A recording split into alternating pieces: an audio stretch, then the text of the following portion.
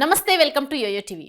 రామ భక్తులు 500 ఏళ్లుగా ఎదురు చూసిన అపురూప క్షణాలు అయోధ్యలో ఆవిష్కృతమయ్యాయి.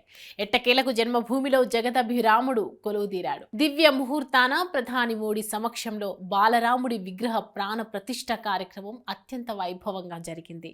వేద మంత్రాలు, మంగళ వాయిద్యాల నడుమ 7,000 దేశ విదేశీ అతిథులు ఈ అపురూప ఘట్టాన్ని వీక్షించి తన్మయత్వయానికి గురయ్యారు. అంతా వైభవంగా బాలరాముడి ప్రాణ ప్రతిష్ఠ జరిగింది. ఢిల్లీ నుంచి అయోధ్య వచ్చిన ప్రధాని నరేంద్ర మోడీ సంప్రదాయ దుస్తులతో శ్రీరాముడి భవ్య మందిరానికి చేరుకున్నారు.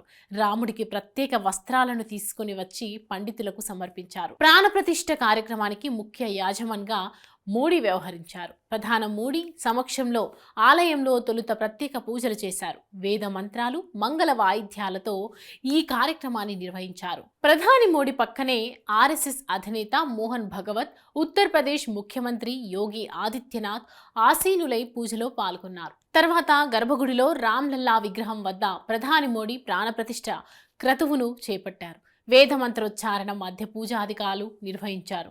మధ్యాహ్నం 12:20 నుంచి 1 గంట మధ్య అభిజిత్ లగ్నంలో ప్రాణప్రతిష్ఠ వేడుకలు నిర్వహించారు. పండితుల సమక్షంలో 51 అంగుళాల ఎత్తైన రామ్లల్లా విగ్రహాన్ని ఆవిష్కరించారు. రాముడికి ప్రధాని మోడీ పుష్పాలు, నైవేద్యం సమర్పించారు.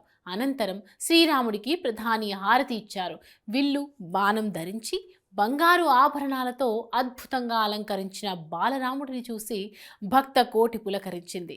చిరుదరహాసం, ప్రసన్న వదనంతో బాలరాముడి దర్శన భాగ్యం కలగడం వల్ల ప్రధాని మోడీ సహా అతిథులు, ప్రజలు తన్మయత్వం చెందారు. మైసూర్కు చెందిన శిల్పి అరుణ్ యోగిరాజ్ బాలరాముడి విగ్రహాన్ని రూపొందించారు.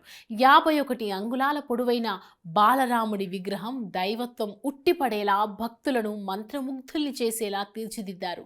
మత్స్య, కూర్మ, వరాహ, నరసింహ, వామన, పరశురామ, రామ, కృష్ణ, బుద్ధ, కలికి అవతారాలను బాలరాముడి విగ్రహానికి ఇరువైపులా ఉండేలా అద్భుతంగా మలిచారు. బాలరాముడి విగ్రహం పైభాగంలో ఓం, గణేశ, చక్రం, శంఖం, గద, స్వస్తిక్ గుర్తులు ఉన్నాయి. కమల నయనాలను పోలినట్లు బాలరాముడి కళ్ళను తీర్చిదిద్దారు. బాలరాముడి విగ్రహం కింద భాగంలో ఒకవైపు హనుమ, మరొక వైపు గరుడ ఉండేటట్లు విగ్రహాన్ని మలిచారు. ఒక్క అయోధ్యలోనే కాదు, యావత్ భారత్లో ఉన్న తెలుగు వారంతా ఈ అద్భుతమైన శుభదినాన ఆలయాలకు పరిమితమయ్యారు.